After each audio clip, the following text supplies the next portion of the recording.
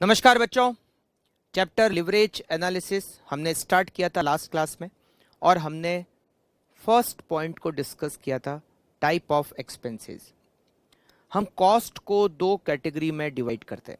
First is called operating cost, second is called financial cost. Operating cost are again divided into two, variable cost and fix cost. Financial cost means interest on debenture and long term loan. आज हम discuss करेंगे second point को, और second point है income statement. हमें profit loss को अगर calculate करना है, अकाउंट्स में कैलकुलेट करना है, तो हम उसके लिए trading account, profit and loss account को प्रिपेयर करते हैं। हमें प्रॉफिट लॉस को कैलकुलेट करना है और कॉस्टिंग में कैलकुलेट करना है, तो हम कॉस्ट शीट को प्रिपेयर करते हैं। हमें प्रॉफिट लॉस को कैलकुलेट करना है और फाइनेंशियल मैनेजमेंट में प्रॉफिट लॉस को कैलकुलेट करना है, तो हम इनकम स्टेटमेंट को प्रिपेयर करते हैं। इनकम स्टेटमेंट क्या है? इनकम स्टेटमेंट का फॉर्मेट क्या है? इनकम स्टेटमेंट में हम किस तरीके से एक्सपेंडिचर को लेस करते हैं सेल्स में से। सबसे पहले आप इनकम स्टेटमेंट का फॉर्मेट नोट कीजिए। इनकम स्टेटमेंट का फॉर्मेट नोट कीजिए। इसके बाद हम इनकम स्टेटमेंट के पूरे फॉर्मेट को डिस्कस करेंगे। आप फटाफट से इनकम स्टेटमेंट के फॉर्मेट को नोट कीजिए। इनकम स्टेटमेंट में सबसे पहले हम लिखते हैं सेल्स को। सेल्स में से हम माइनस करते हैं variable cost. Variable cost minus करने के बाद जो रिजल्ट होगा हम उसको कहते हैं कंट्रीब्यूशन। ये कंट्रीब्यूशन क्या है? इस कंट्रीब्यूशन का कॉन्सेप्ट भी कॉस्टिंग में दे रखा है। Sales minus variable cost, result is contribution. Contribution में से जब हम फिक्स कॉस्ट को माइनस करते हैं, रिजल्ट इज ईबीआईटी। ये फिक्स कॉस्ट है, ऑपरेटिंग फिक्स कॉस्ट। कंट्रीब्यूशन में से जब हम ऑपरेटिंग फिक्स कॉस्ट को माइनस करते हैं, result is EBIT. What is EBIT? EBIT is earning before interest and tax. Earning before interest and tax. EBIT में से हम माइनस करते हैं interest, interest on debenture, interest on long term loan. EBIT में से interest minus करने के बाद रिजल्ट को हम कहते हैं ईबीटी, अर्निंग बिफोर टैक्स। हम उसमें से माइनस करते हैं tax and the result is net profit और लॉस। तो आप इस इनकम स्टेटमेंट के फॉर्मेट को बना लीजिए, फिर हम इस पूरे फॉर्मेट को डिस्कस करेंगे।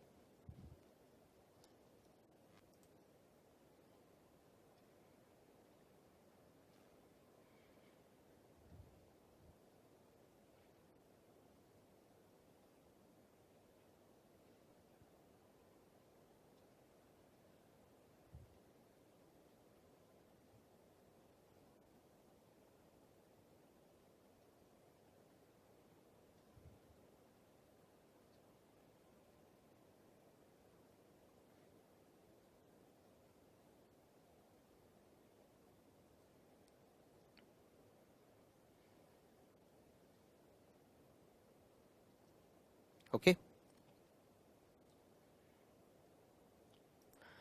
मैंने आप लोगों को टाइप ऑफ एक्सपेंसेस में बताया था कि एक्सपेंसेस को हम दो कैटेगरी में डिवाइड करते हैं, ऑपरेटिंग कॉस्ट और फाइनेंशियल कॉस्ट।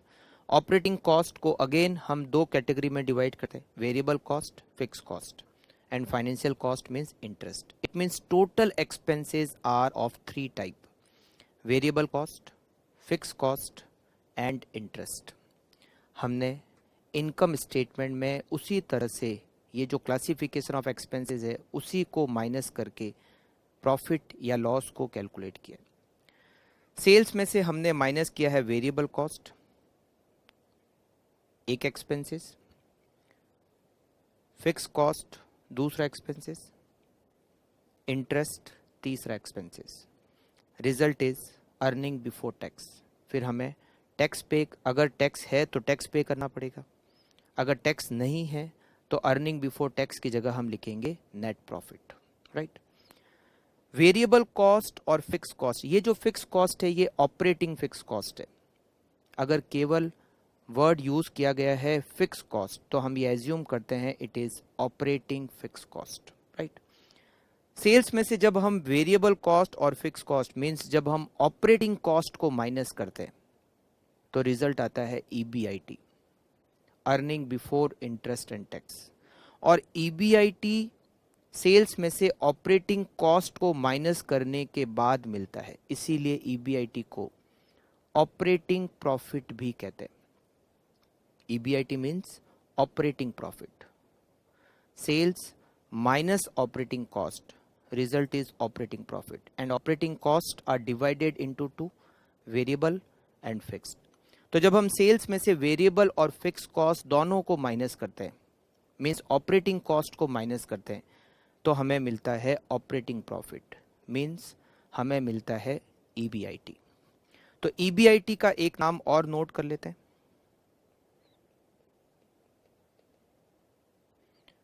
फर्स्ट,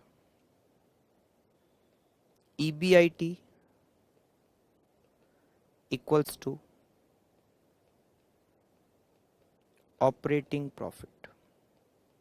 हम EBIT को ऑपरेटिंग प्रॉफिट भी कहते हैं, राइट। सेकंड, ये जो हमें नेट प्रॉफिट मिलता है टैक्स माइनस करने के बाद, ये नेट प्रॉफिट होता है शेयर होल्डर का। और शेयर होल्डर दो टाइप के होते हैं, preference share holder, equity share holder. हम नेट प्रॉफिट में से सबसे पहले प्रेफरेंस शेयर होल्डर को डिविडेंड पे करते हैं। प्रेफरेंस शेयर होल्डर को डिविडेंड पे करने के बाद जो भी रिमेनिंग प्रॉफिट है वो प्रॉफिट है इक्विटी शेयर होल्डर का। अगर प्रेफरेंस शेयर नहीं है, केवल इक्विटी शेयर ही है, तो नेट प्रॉफिट जो भी हमें मिलेगा इनकम स्टेटमेंट से, ये होगा profit available to equity shareholder. पूरा का पूरा प्रॉफिट किसका होगा? इक्विटी शेयर होल्डर का होगा। Profit available to equity shareholder में अगर हम डिवाइड करें नंबर ऑफ इक्विटी शेयर का, तो हमें मिलेगा earning per share, means EPS. Profit available to equity shareholder divided by number of equity share, result is earning per share. Profit available to equity shareholder का मतलब क्या? Net profit में से हमें माइनस करना पड़ेगा preference share का dividend, अगर प्रेफरेंस शेयर है तो। अगर प्रेफरेंस शेयर नहीं है तो नेट प्रॉफिट को ही हम कहते हैं profit available to equity shareholder. तो यहां पर हम ईपीएस का फॉर्मूला लिखते हैं। EPS net profit, net profit में से माइनस करेंगे प्रेफरेंस डिविडेंड, अगर प्रेफरेंस शेयर है तो। अगर प्रेफरेंस शेयर नहीं है तो net profit divided by number of equity share. अगर प्रेफरेंस शेयर है तो net profit minus preference dividend divided by number of equity shares, correct. अब इनकम स्टेटमेंट को और ज़्यादा अच्छी तरह से समझने के लिए कैसे हम इनकम स्टेटमेंट को बनाते हैं, हम इसके लिए कुछ एग्जाम्पल को यहाँ पर सॉल्व करेंगे। कुछ एग्जाम्पल हम यहाँ लिखेंगे और उसको सॉल्व करेंगे, जिससे कि हमें इनकम स्टेटमेंट कैसे बनाना है, किस तरीके से बनाना है, ये पूरी अच्छी तरीके से समझ में आ जाए। तो सबसे पहले लिखते हैं example number first.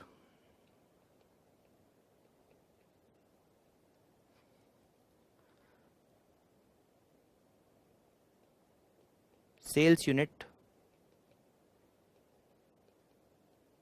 10,000, selling price per unit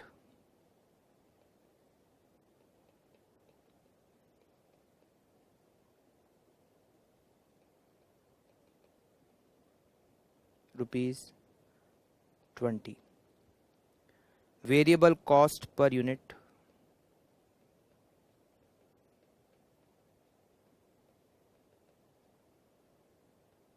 ₹12. Fix cost, केवल फिक्स कॉस्ट दे रखा है, it means it is operating fix cost. Fix cost ₹30,000. 10% debenture ₹2 lakh.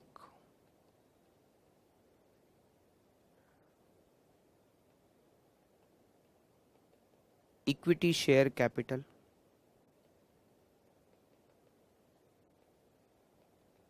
₹10 each.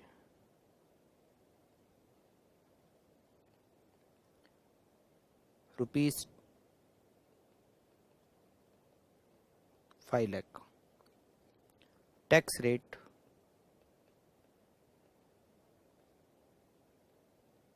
40%.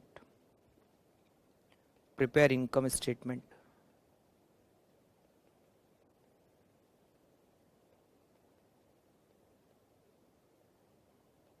And calculate EPS.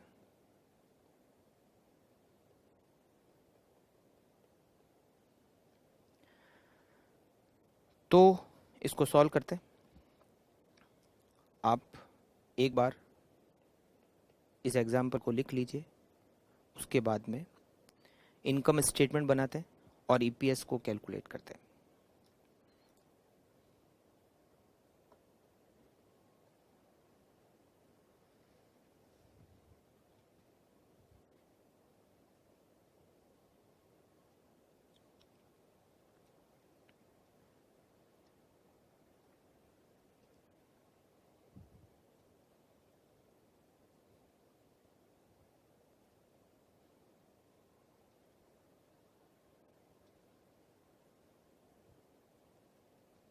Sales की यूनिट दे रखी है 10,000, selling price per unit 20, variable cost per unit 12, fix cost 30,000, 10% debenture 2 lakh, equity share capital ₹5 lakh and face value per share is ₹10. Tax rate is 40%. हमें income statement prepare करना है और EPS को calculate करना है. Okay, तो चलिए start करें. इनकम स्टेटमेंट को बनाते हैं. सबसे पहले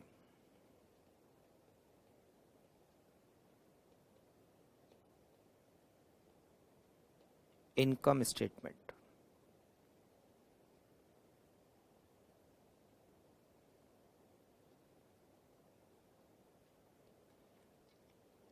सबसे पहले सेल्स. सेल्स की unit 10,000 and selling price per unit is 20. क्या करना पड़ेगा? दोनों को मल्टीप्लाई करना पड़ेगा. 10,000 unit at the rate ₹20 each. 10,000 unit at the rate ₹20, ₹2 lakh less variable cost. Variable cost आपको पर यूनिट गिवन है ₹12. हमने वेरिएबल कॉस्ट के बारे में लास्ट क्लास में समझा था. Variable cost per unit ₹12 and unit is 10,000. क्या करना होगा? दोनों को मल्टीप्लाई करेंगे तो हमें वेरिएबल कॉस्ट मिल जाएगी. 10,000 यूनिट पर unit ₹12, variable cost 1,20,000. Sales minus variable cost, result is contribution.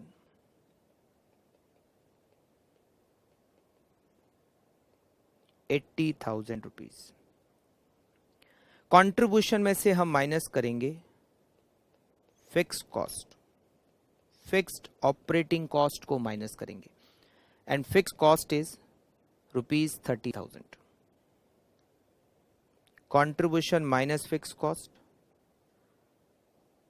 EBIT, and EBIT ₹50,000.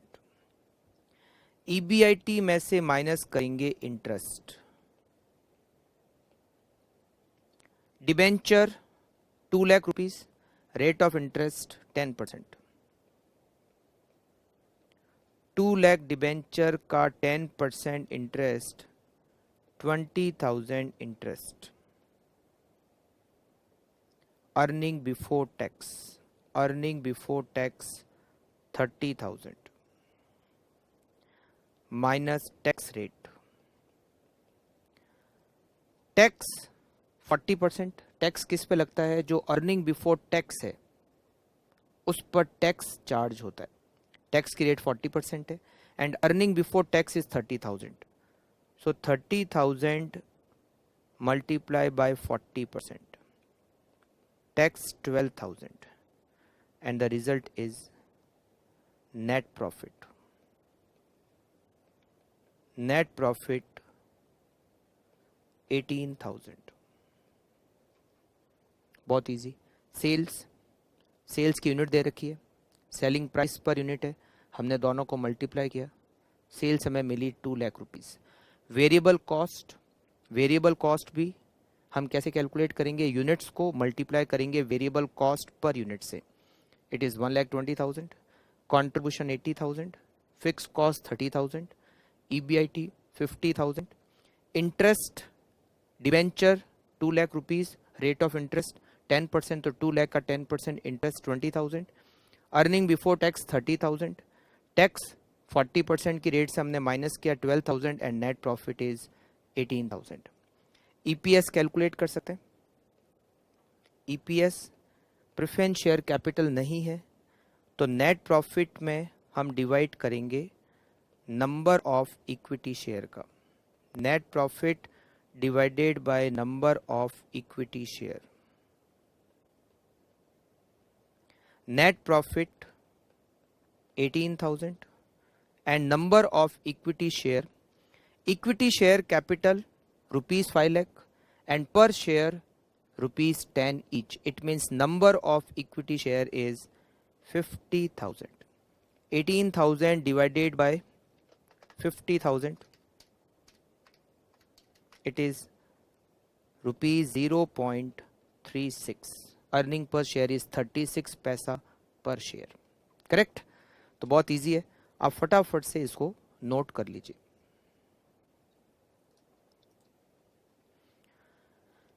Sales minus variable cost result contribution, minus fix cost result EBIT, minus interest result EBT, less tax result net profit. Net profit divided by number of equity share, it is earning per share.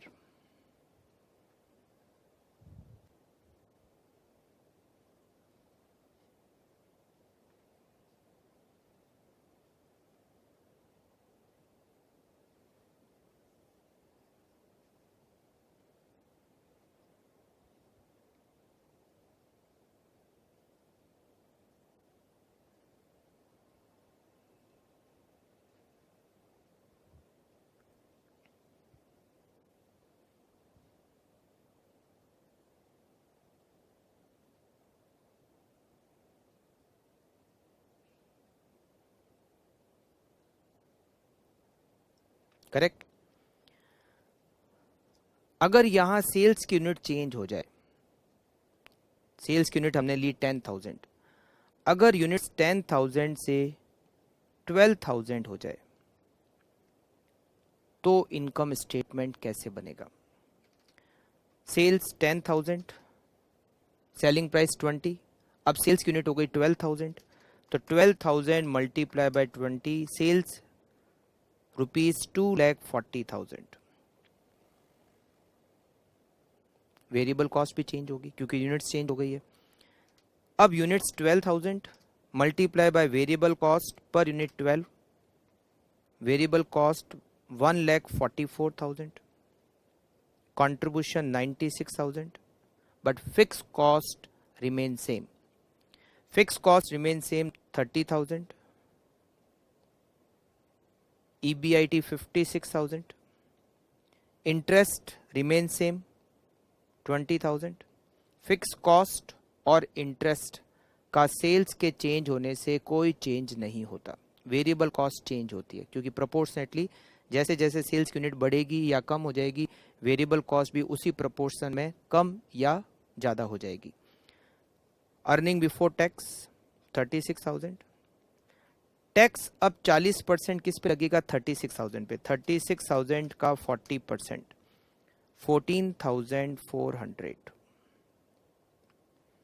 36,000 minus 14,400 21,600, और EPS 21,600 divided by number of equity share 50,000, earning per share equals to 0.432। Correct. अब लेते हैं हम second example.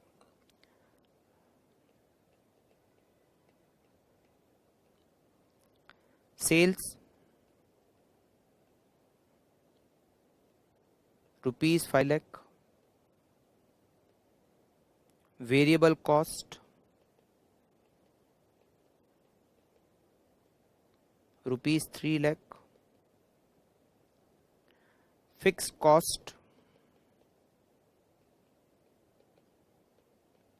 Rupees 50,000, 10% debenture rupees 5 lakh, tax rate 40%, number of equity share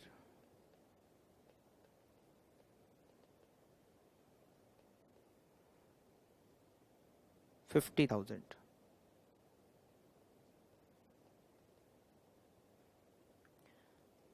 अगर sales rupees 8 lakh हो जाए तो income statement कैसे बनेगा? मतलब हम इनकम स्टेटमेंट सेल्स 5 लाख पे और सेल्स 8 लाख पे दोनों पे बनाएंगे। हमें इनकम स्टेटमेंट बनाना है और EPS को कैलकुलेट करना है। Income statement and EPS start करते हैं।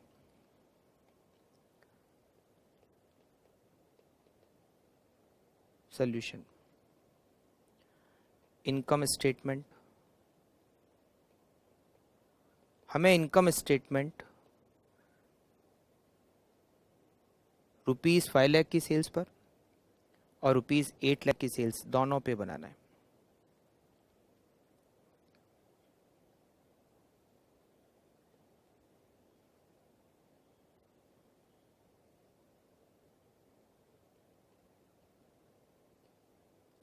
सबसे पहले हम 5 लाख रुपीस की सेल्स पे इनकम स्टेटमेंट को कंप्लीट कर लेते हैं, उसके बाद 8 लाख रुपीस की सेल्स पर इनकम स्टेटमेंट को बनाएंगे। सेल्स 5 लाख, उसकी डिटेल दे रखी है, less variable cost 3 lakh,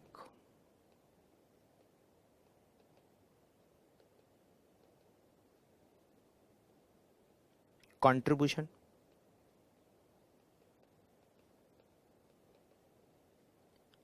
2 lakh, less fix cost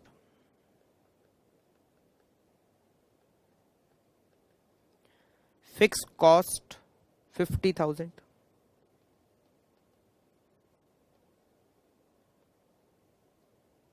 EBIT 1,50,000 minus interest, debenture 5 lakh rupees, rate of interest 10%, it means interest 50,000, earning before tax 1 lakh, less tax at the rate 40%, किस पे 40% लगेगा? 1 लाख रुपीज जो अर्निंग बिफोर टैक्स है। Earning before tax 1 lakh का 40% 40,000 and net profit 60,000।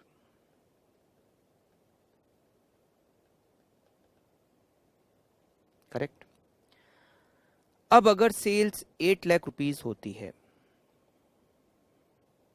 तो क्या variable cost change होगी? Yes, change होगी। जिस प्रपोर्शन में सेल्स चेंज हुई है उसी प्रपोर्शन में वेरिएबल कॉस्ट भी चेंज होगी।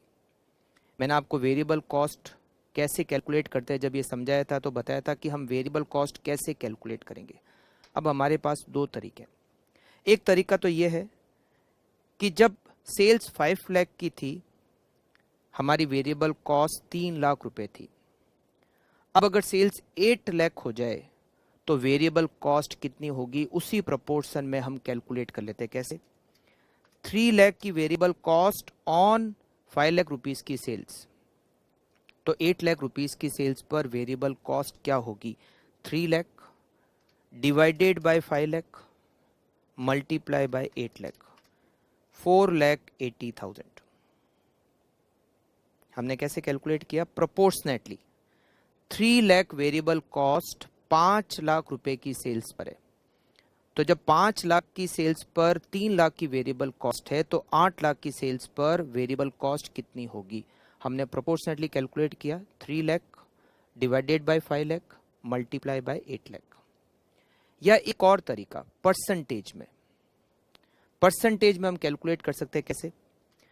Eight present our variable cost is 3 lakh on sales rupees 5 lakh, तो वेरिएबल कॉस्ट सेल्स का कितना परसेंटेज है? 3 लाख की variable cost divided by 5 lakh multiply by 100। Variable cost sales का 60% है। 3 लाख की वेरिएबल कॉस्ट 5 लाख की सेल्स पर है, it means 3 lakh divided by 5 lakh multiply by 100, variable cost is 60% of sales. अब चाहे कितनी भी सेल्स होगी उसका 60% हमें वेरिएबल कॉस्ट लेना है। सेल्स 8 लाख, 8 लाख का 60%, 4,80,000 वेरिएबल कॉस्ट। ये तरीका ज़्यादा ठीक है। वेरिएबल कॉस्ट सेल्स का कितना परसेंटेज है वो परसेंटेज आप कैलकुलेट कर लो। उसके बाद जो भी सेल्स पर आपको इनकम स्टेटमेंट बनाना है उस सेल्स का उतना परसेंटेज आपको वेरिएबल कॉस्ट के लेने हैं। Correct? Contribution 8 lakh minus 480, it is 3,20,000। Fix cost में कोई चेंज नहीं होगा, remain fixed 50,000। Earning before interest and tax 2,70,000।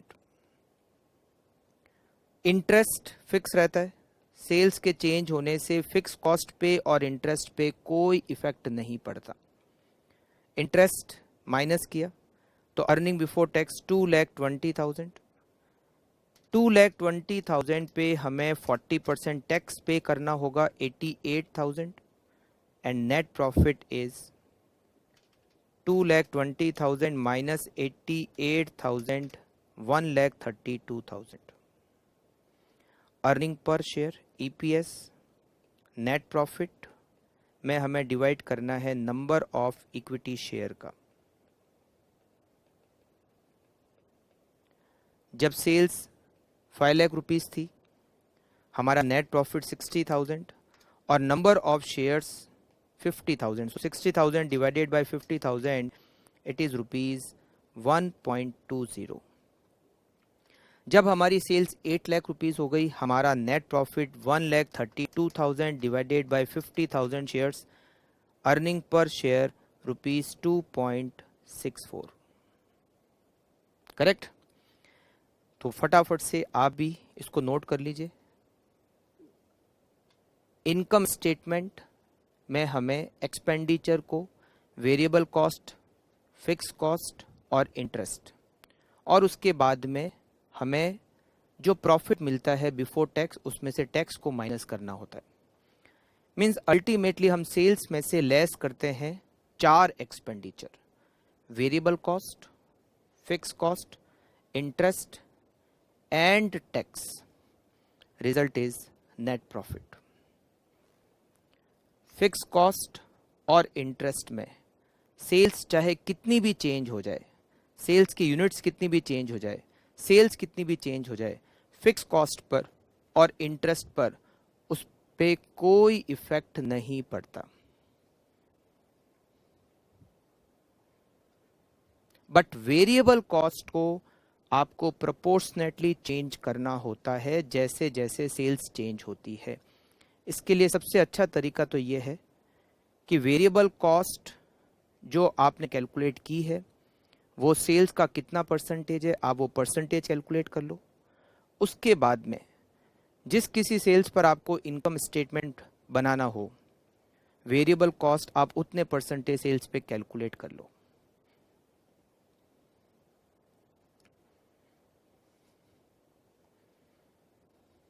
Okay. अब यहां पर एक पॉइंट और आता है, वो पॉइंट समझते हैं, फिर हम एक दो एग्जांपल और लेंगे और फिर इनकम स्टेटमेंट को कंप्लीट करेंगे। एक पॉइंट आता है और वो पॉइंट है पीवी रेशियो। क्या पॉइंट आता है? पीवी रेशियो का पॉइंट आता है। What is PV ratio? पूरा नाम है प्रॉफिट वॉल्यूम रेशियो। ये भी कॉस्टिंग में कवर होता है वैसे तो। प्रॉफिट वॉल्यूम रेशियो, शॉर्ट में इसको कहते हैं PV ratio.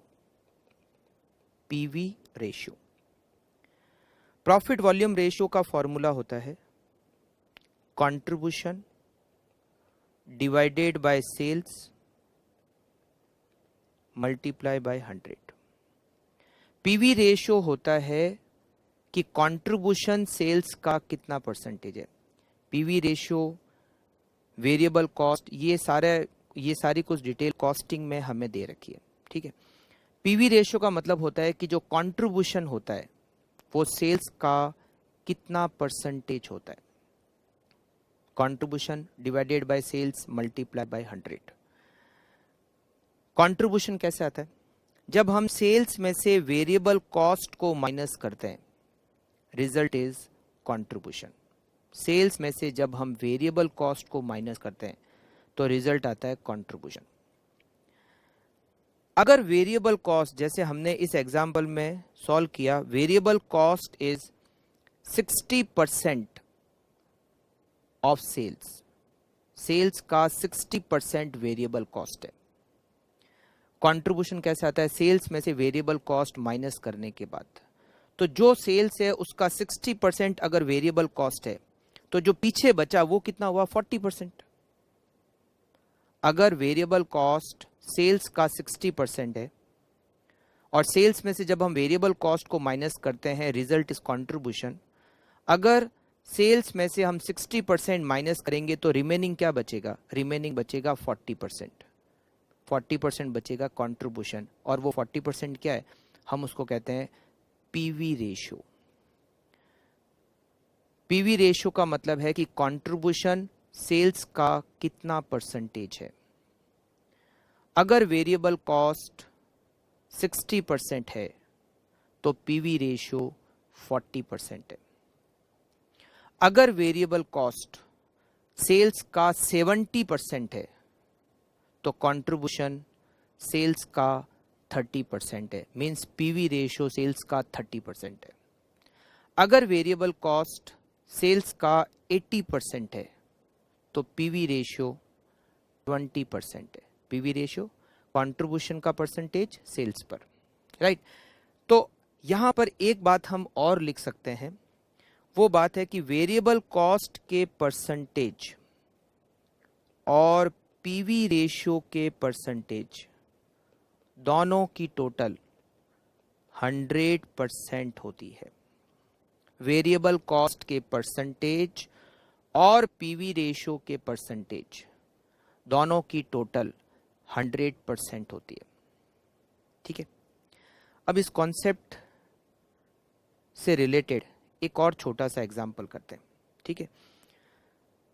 Example number 3।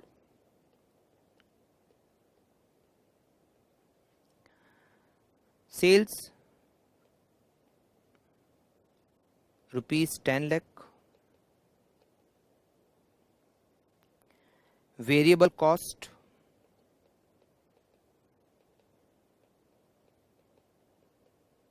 ₹8 lakh,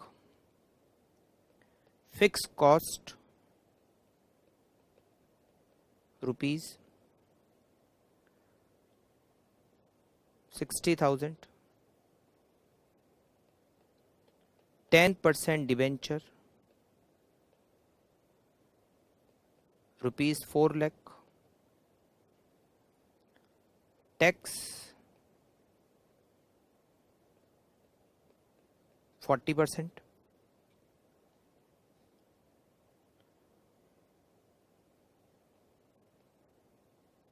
calculate sales if net profit required is rupees 30,000. Sales दे रखी है 10 lakh, variable cost 8 lakh,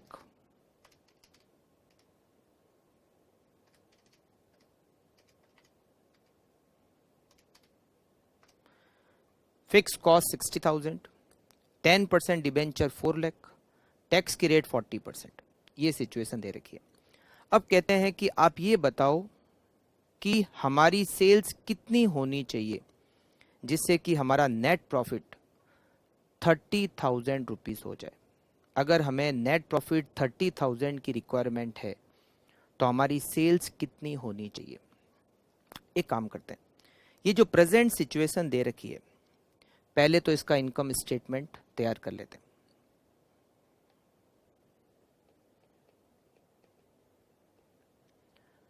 income statement जो अभी प्रेजेंट सिचुएशन दे रखी है, हम उसका इनकम स्टेटमेंट तैयार कर लेते हैं.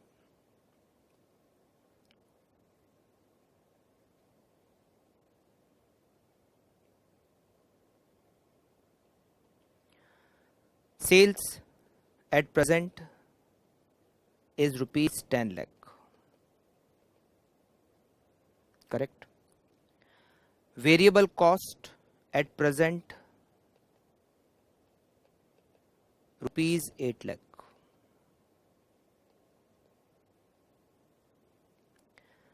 Contribution rupees 2 lakh. Less fixed cost rupees 60,000.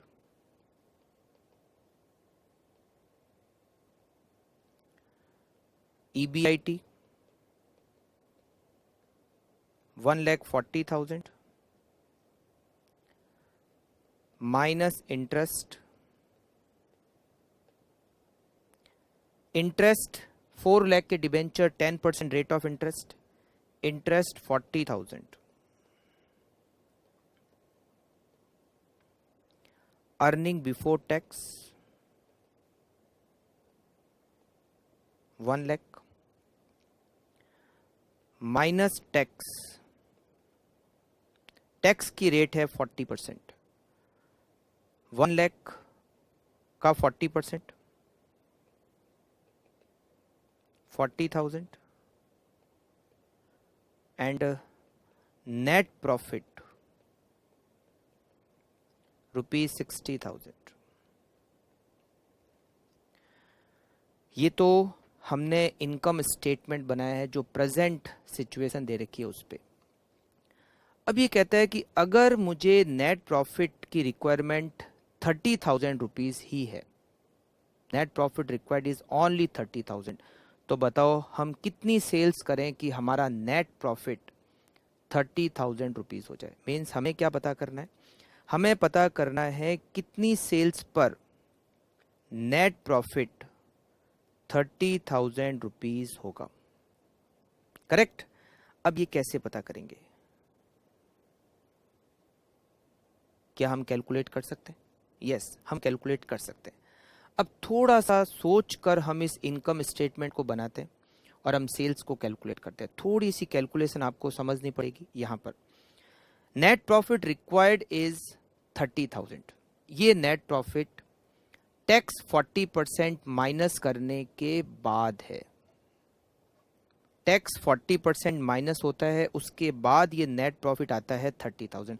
हमें 30,000 की रिक्वायरमेंट है आफ्टर टैक्स। टैक्स 40% किस पर चार्ज होता है?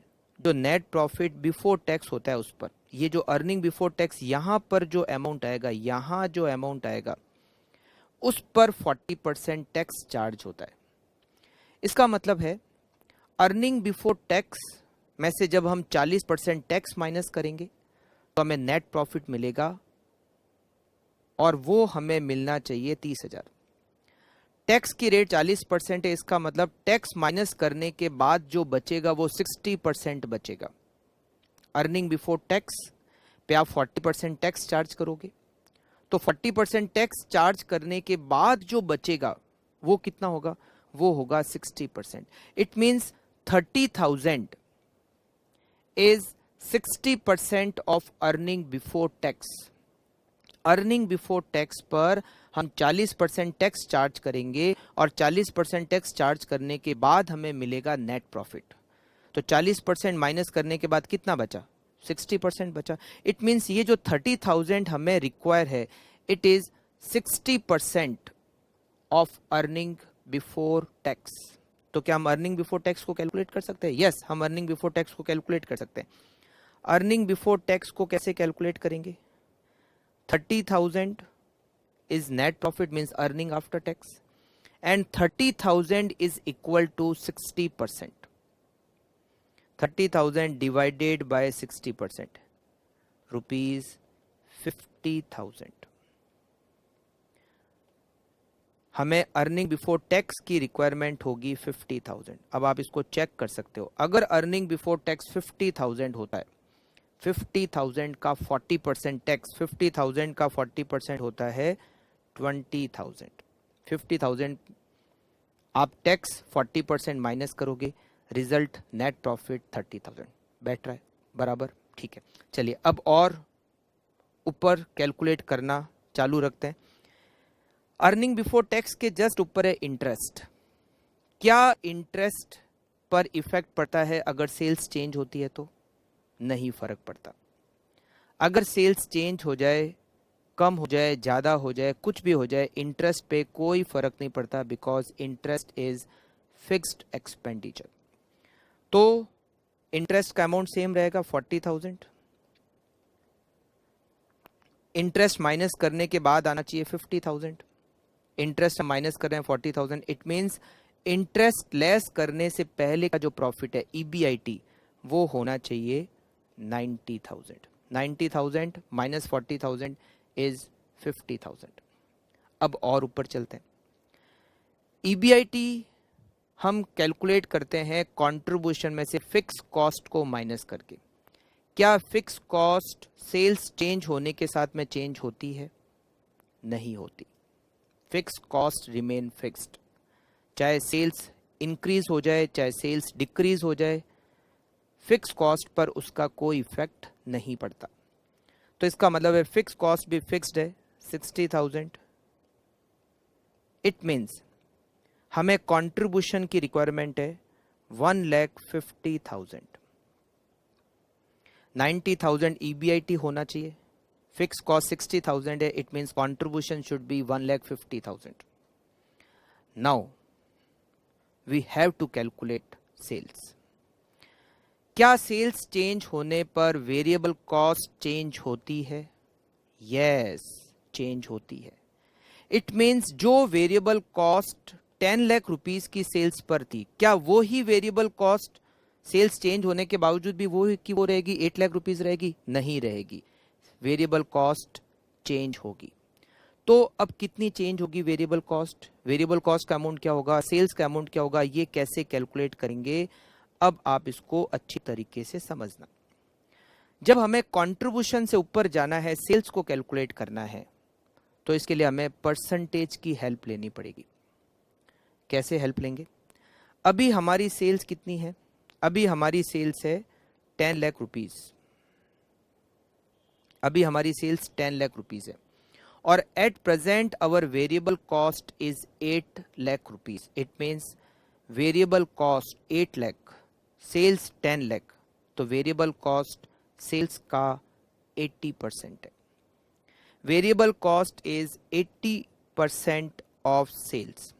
अगर वेरिएबल कॉस्ट सेल्स का 80% होता है तो इसका एक मतलब ये भी है कि जो कंट्रीब्यूशन है वो सेल्स का 20% होगा। मीन्स आपका PV ratio, profit volume ratio 20% होगा। पीवी रेशियो कंट्रीब्यूशन सेल्स का कितना परसेंटेज है? तो अगर वेरिएबल कॉस्ट सेल्स का 80% है, it means contribution is 20% of sales. हमें कंट्रीब्यूशन कितना रिक्वायर्ड है? 1,50,000। अगर हमें 30,000 का प्रॉफिट अर्न करना है तो हमारा ईबीटी होना चाहिए 50,000, हमारा ईबीआईटी होना चाहिए 90,000 और हमारा कंट्रीब्यूशन होना चाहिए 1,50,000। 1,50,000 का कंट्रीब्यूशन होना चाहिए तो सेल्स कितनी होनी चाहिए? Contribution is 20% of sales. मतलब ये जो कंट्रीब्यूशन है 1,50,000 ये सेल्स का 20% होगा। तो सेल्स कितनी होगी? Sales 1,50,000 contribution is 20% of sales.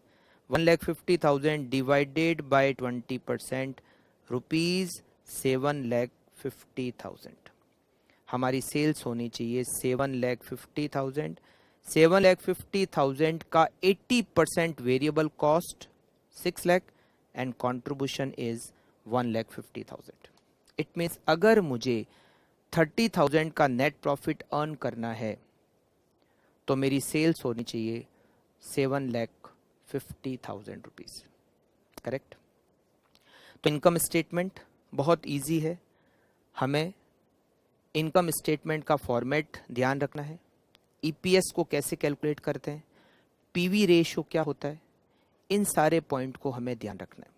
एक बार फटाफट से जो भी हमने पढ़ा है उसको फटाफट से वापस से रिवाइज कर लेते हैं और फिर आज की क्लास को हम यहीं पर कंप्लीट करते हैं। इनकम स्टेटमेंट में सबसे पहले हम लिखते हैं सेल्स को, उसमें से हम माइनस करते हैं वेरिएबल कॉस्ट।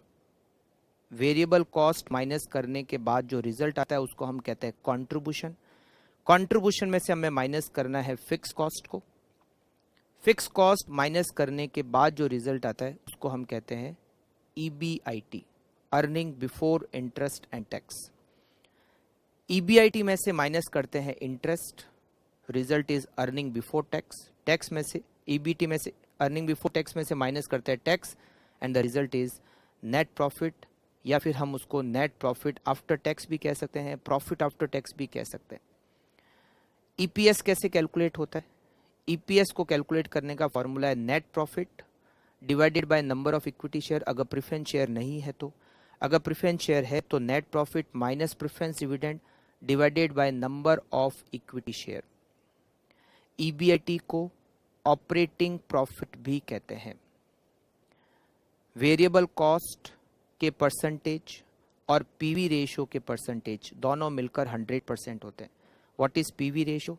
पूरा नाम है प्रॉफिट वॉल्यूम रेशियो, और पीवी रेशियो का फॉर्मूला होता है contribution divided by sales multiply by 100। Contribution sales का कितना परसेंटेज है उसको हम पीवी रेशियो कहते हैं। सेल्स चेंज होगी तो वेरिएबल कॉस्ट चेंज होगी, बट फिक्स कॉस्ट और इंटरेस्ट में कोई चेंज नहीं होगा। ओके, तो ये था इनकम स्टेटमेंट, बहुत इजी है। नेक्स्ट पॉइंट हम नेक्स्ट क्लास में डिस्कस करेंगे। मिलते हैं नेक्स्ट क्लास में। Okay, thank you, bye bye.